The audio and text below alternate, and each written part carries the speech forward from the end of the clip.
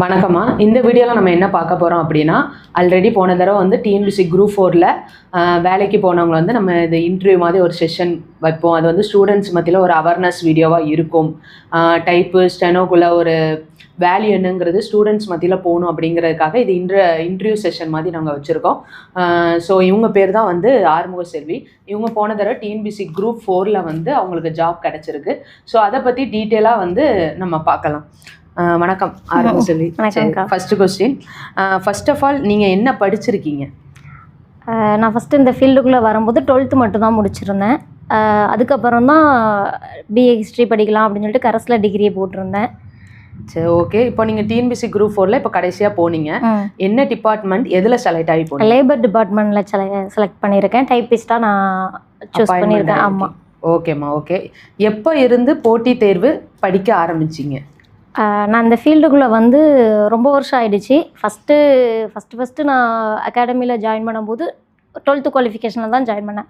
இந்த ஃபீல்டை பற்றி ஒன்றுமே தெரியாமல் தான் சரி ஓகே ஒரு ஜாப் போகணும், கவர்மெண்ட் ஜாப் போகணும் அப்படிங்கிறதுக்காக இந்த ஃபீல்டை சூஸ் பண்ணேன்.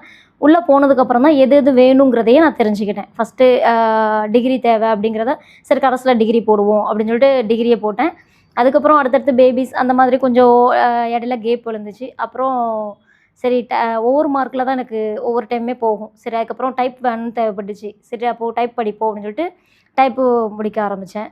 நீங்கள் எப்போ சேர்ந்தீங்கன்னு ஞாபகம் இருக்கா? போட்டித் தேர்வு உங்களோட ஏஜ் வந்து எனக்கு 20 இருக்கும்போது நான் ஜாயின் பண்ணேன். சரி, ஓகே. இப்போ கரண்டாக உங்கள் ஏஜ் சொல்ல இப்போ எனக்கு 30. ஓகே. எதனால் டிஎன்பிஎஸ்சி தான் சூஸ் பண்ணீங்க? எஸ்எஸ்சி நிறையா இருக்குது.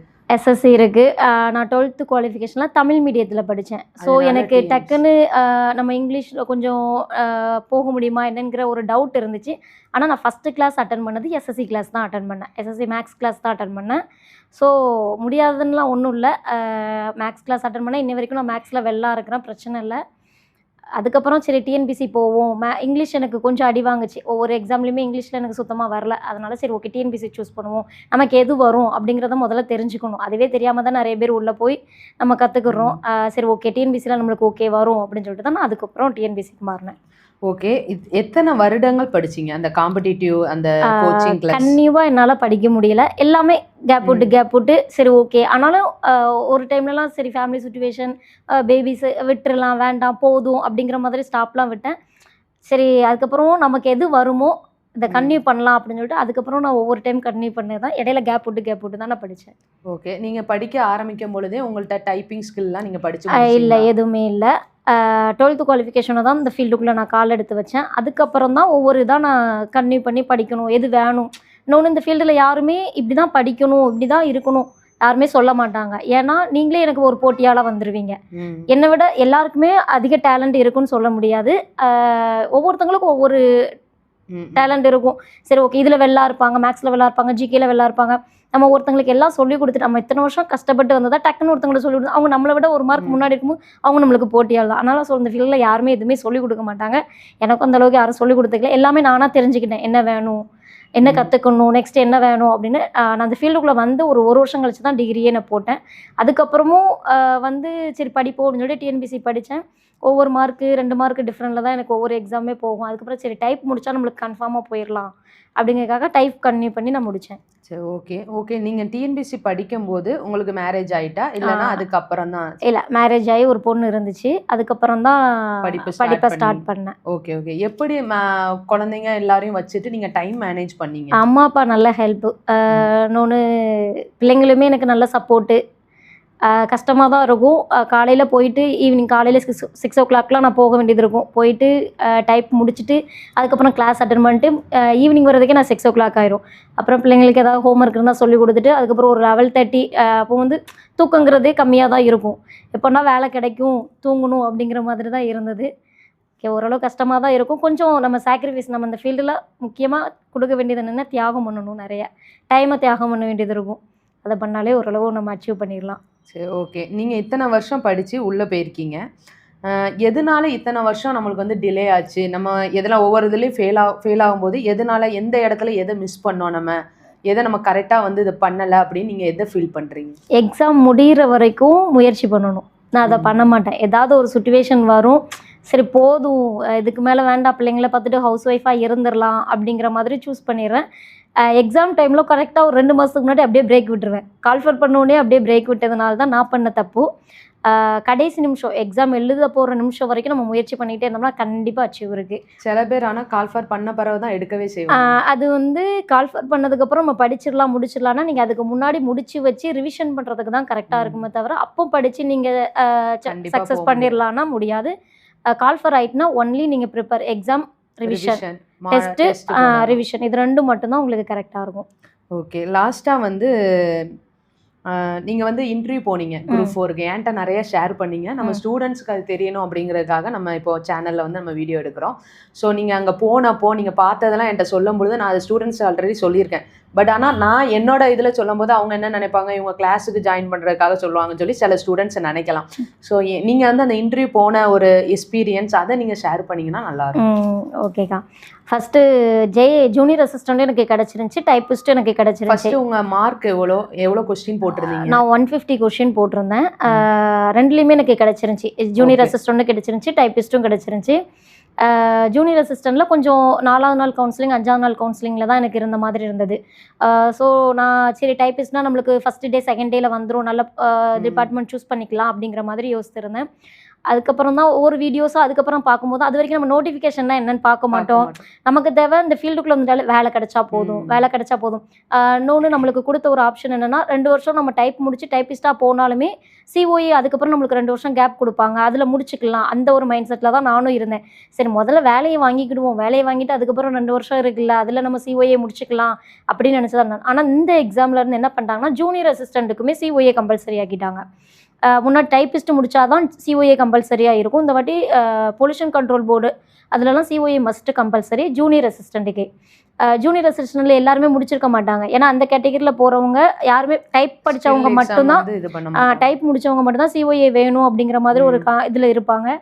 ஸோ நான் ஜூனியர் அசிஸ்டன்ட் சூஸ் பண்ண போகலான்னு சொல்லிட்டு சரி நல்ல டிபார்ட்மெண்ட் இருக்கே அப்படின்னு சொல்லிட்டு அதுக்கப்புறம் தான் செக் பண்ணி பார்க்குறேன். நோட்டிஃபிகேஷனில் பார்க்கும்போது அந்த எக்ஸாம் அந்த ஜாப்க்கு எல்லாமே சிஓஏ மஸ்ட்டாக இருக்கணும் அப்படின்னால என்னால் ஜூனியர் அசிஸ்டண்ட் எடுக்க முடியல. அதுக்கப்புறம் தான் சரி கவுன்சிலிங் போயிட்டு ஜூனியர் சிஓஏ இருந்திருந்தா நீங்கள் ஜூனியர் அசிஸ்டண்ட் எடுத்திருந்திருக்கலாம். ஆனால் நான் முடிக்கலை, கம்ப்ளீட் பண்ணலை. அதுக்கப்புறம் ஜாப் போயிட்டும் நம்ம சிஓஏ படிக்கலான்னா அது 100% எல்லாருக்கும் கரெக்டாக இருக்குமானா தெரியாது. ஏன்னா நம்மளுக்கு அங்கே ஒர்க்கும் எப்படி இருக்குன்னு தெரியாது, டைம் மேனேஜ்மெண்ட் வேணும், ஏதாவது ஒரு வரலாம், எல்லாமே கரெக்டாக இருக்கும்னு சொல்ல முடியாது.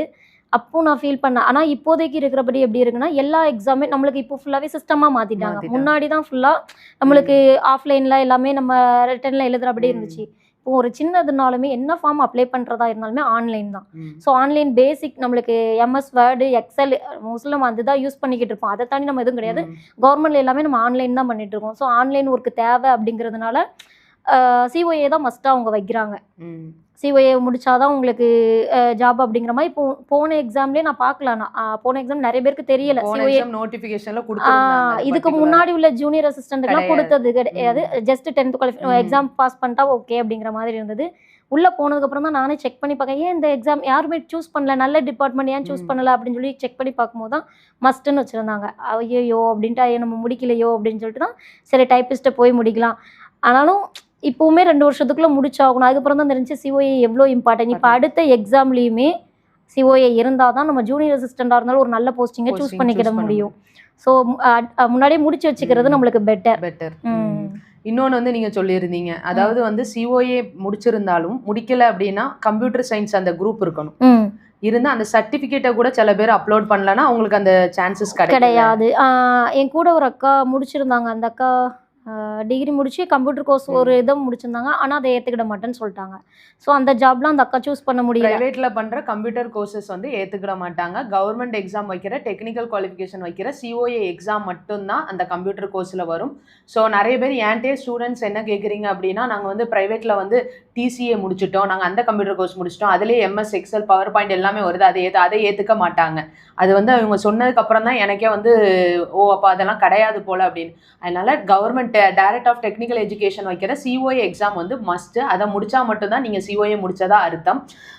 இன்னொன்று வந்து கம்ப்யூட்டர் டிகிரி படித்த பசங்க, கம்ப்யூட்டர் சயின்ஸ் டிகிரி படித்தவங்க நீங்கள் அந்த சிஓஏ பண்ண தேவையில்லை அப்படிங்கிறத டிஎன்பிசி நோட்டிஃபிகேஷன்லேயே நம்மளுக்கு வந்துடும்.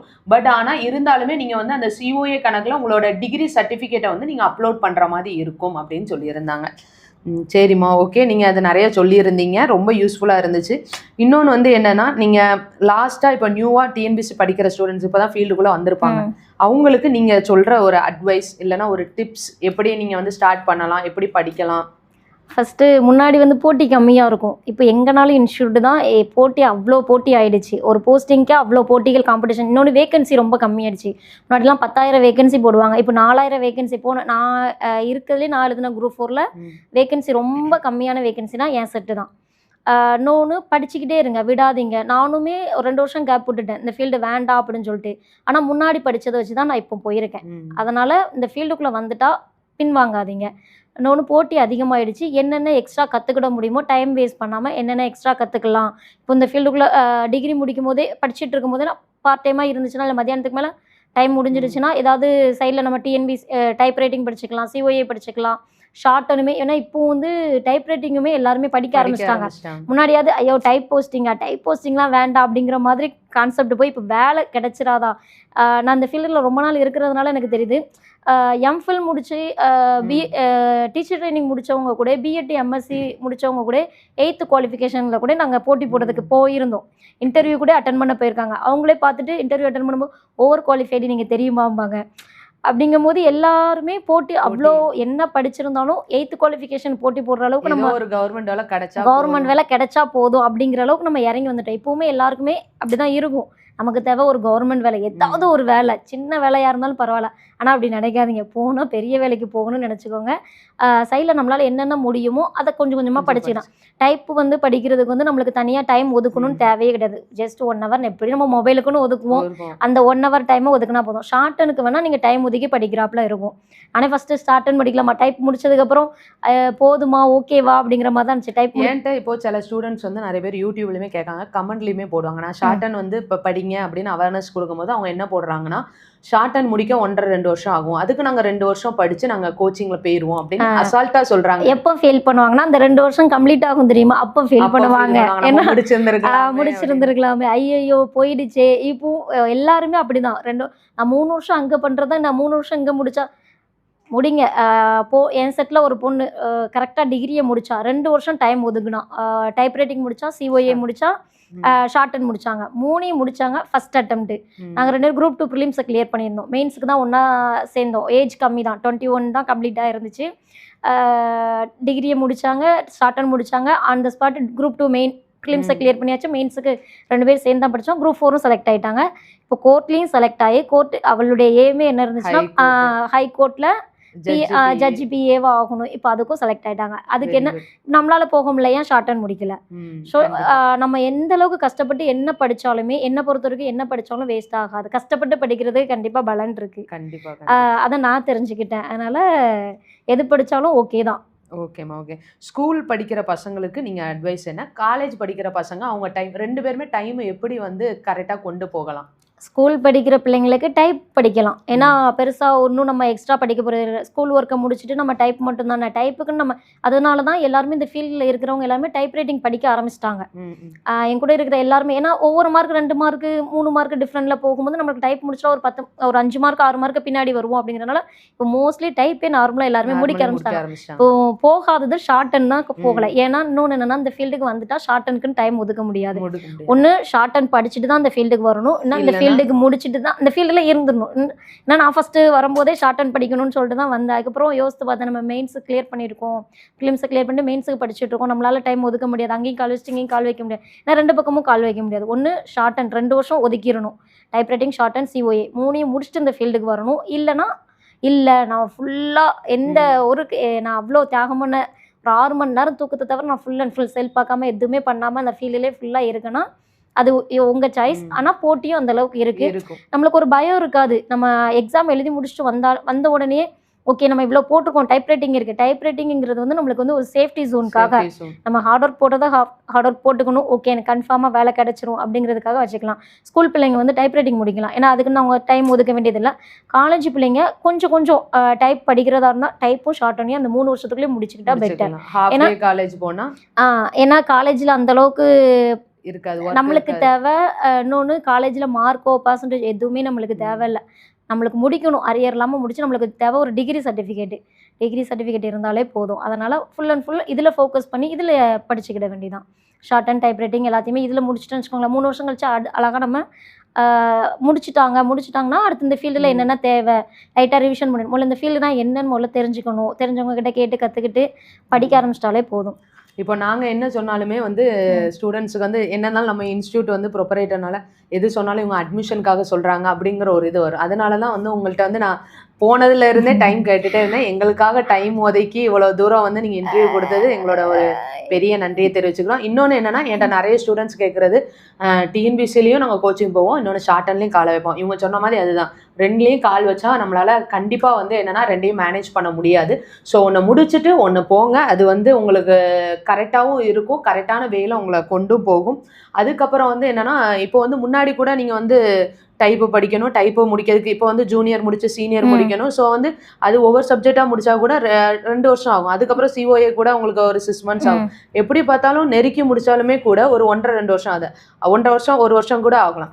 ஆனால் இப்போ டெக்னிக்கல் எஜுகேஷன் அந்த டிபார்ட்மெண்ட்டில் சிஓஏ பண்ணாலே நம்மளுக்கு டைப் சர்டிஃபிகேட் வந்துடும். அது மட்டும் இல்லாமல் சிஓஏ பண்ணாலே டைரக்ட் சீனியர் கூட டைப் சர்டிஃபிகேட் வந்துடும். ஸோ 6 months ஆர்டர் போட்டாலே நீங்கள் டைரக்ட் சீனியர் 2 தமிழ்லையும் எடுத்துடலாம், இங்கிலீஷ் டைப்பில் எடுத்துடலாம். சிஓஏ ப்ளஸ் அது வந்து நம்மளுக்கு கவர்மெண்ட்லேருந்து நம்மளுக்கு அந்த டைரக்டர் ஆஃப் டெக்னிக்கல் எஜுகேஷனில் ஒரு டோட் சைடில் வந்து நம்மளுக்கு ஒரு கொடுத்த ஒரு மிகப்பெரிய அட்வான்டேஜாக நான் நினைக்கிறேன். ஸோ வந்து நிறைய பேருக்கு இன்னும் தெரியல. இன்னும் வந்து என்னன்னா டிஎன்பிசி பசங்களுக்கு மாதிரி வடிவமைச்ச மாதிரியே எனக்கு தோணுச்சு அந்த சிஓஏ வந்து. ஏன்னா அவங்களுக்கு குறுகிய காலத்தில் அவங்களுக்கு எல்லாமே வேணும் அப்படிங்கிற பட்சத்தில் 6 மாதத்துக்குள்ளே எல்லாம் முடிக்கணும்னா அவங்க சிஓஏ வந்து இஸ் அ பெஸ்ட் சாய்ஸ். உங்களுக்கு வந்து டைப்பிங் வந்துடும், சிஓஏ வந்துடும். அதுக்கப்புறம் நீங்கள் ஷார்ட் அண்ட் படிக்கணும் கூட நீங்கள் வந்து படிச்சுக்கலாம். ஸோ அதனால் வந்து நேரத்தை வந்து பிரயோஜனமாக யூஸ் பண்ணிக்கோங்க.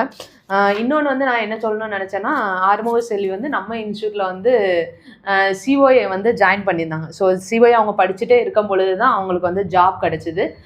ஜாப் கிடச்சி அவங்க வேலைக்கு போனாங்க. ஸோ இப்போ தான் நம்ம இதில் ரிமோட் மோடில் வந்து எக்ஸாம் எழுதுனாங்க ஆறுமுக செல்வி. அவங்களுக்கு லீவ் வேறு கிடைக்கல. சென்னையில் இப்போ போஸ்டிங் அவங்க சென்னையில் வேலை பார்த்துட்ருக்காங்க. லீவ் கிடைக்கல. அப்படி இருந்தால் அவங்க அதை படித்து அந்த இதை எப்படியாவது எழுதணும் அப்படின்னு சொல்லி வந்து எழுதிட்டாங்க.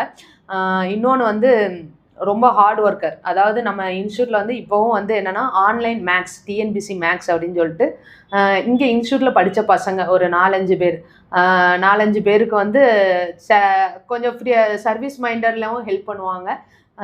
டிஎன்பிசி மேக்ஸ் இவங்கள மாதிரி சொல்லிக் கொடுக்க முடியாது. நான் ஒரு 2 நாள் கிளாஸ் அட்டன் பண்ணேன். சூப்பராக சொல்லி தருவாங்க பேசிக்கில் இருந்து.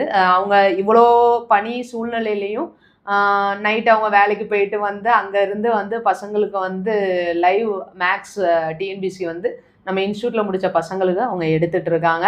ஸோ அவ்வளோ கடினமான சூழ்நிலையும் எங்களுக்காக அந்த மேக்ஸ் எடுத்து அந்த பசங்களாம் நல்லா புரியுதுக்கா அப்படின்னு சொல்லி படிச்சுட்டு இருக்காங்க.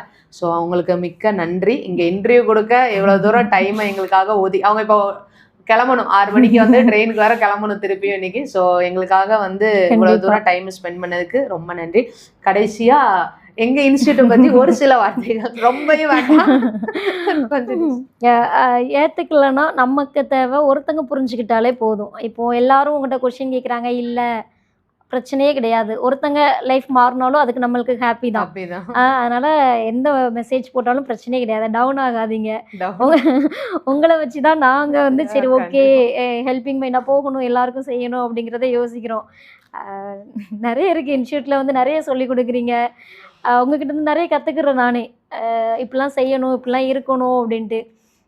ஸோ ஜாப் கிடச்சி நான் நிறைய பண்ணணும்னு நினைக்கிறேன். உங்கள் மூலமாக நான் நல்லா பண்ணலாம். மூலமானு இல்லை, அவங்களுக்கு வந்து ஆல்ரெடி வந்து என்னன்னா சர்வீஸ் மைண்ட் இருக்கு, அவங்க நிறைய செய்யணும்னு ஆசை இருக்கு. பட் ஆனால் அவங்களுக்கு இப்போ டைம் இல்லை. எனக்கும் நிறைய ஆசை இருக்கு. பட் எனக்கும் வந்து முடிஞ்ச அளவு டைம்ல நானும் வந்து பண்றேன். நிறைய பேர் ஏன்ட்டே வந்து என்னன்னா இப்போலாம் வந்து ஏன்ட்ட பொதுவாக இப்போ என்ன கேட்குறாங்கன்னா, அதாவது ஒரு வீடியோ ரீச் ஆகலைன்னா பரவாயில்ல, ரீச் ஆனால் அதுக்குள்ள எதிர்மறை கருத்துக்களும் நிறைய வருது.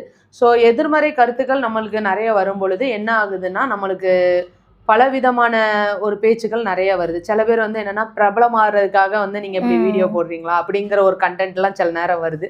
ஸோ வந்து பிரபலமாகறதுக்கு வழிகள் நிறைய இருக்கு. நம்ம வந்து ஒரு இப்போ ஓப்பனா சொல்லணும்னா இன்ஸ்டாகிராம்ல நம்ம ஆடி பாடி எப்படினாலும் பிரபலமாகிறதுக்கு நிறைய வழிகள் இருக்கு.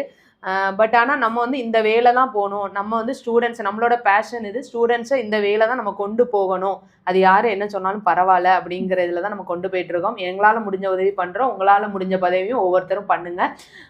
ஸோ ஆறுமுக செல்விக்கு ஒன்ஸ் மோர் வந்து நான் மிக்க நன்றி. எனக்கு ஸ்டூடெண்ட்ஸுக்கு நீங்கள் சொல்கிறது வந்து கண்டிப்பாக இதில் வந்து ஒரு ஸ்டூடெண்ட் பயனடைஞ்சாலும் நம்மளுக்கு அது ஒரு பெரிய பயன். கண்டிப்பாக. ஸோ இதை சொல்கிறதுக்கு தான் நாங்கள் இன்டர்வியூன்னு ஒன்று எடுத்திருக்கோம். எங்களுக்குமே கொஞ்சம் இந்த இதனால எங்கள் 2 பேருக்குமே கொஞ்சம் பதட்டமாக தான் இருக்குது. ஸோ வாட்ச் பண்ண எல்லாருக்குமே மிக்க நன்றி. தேங்க்யூமா. தேங்க்யூலா. தேங்க்யூ.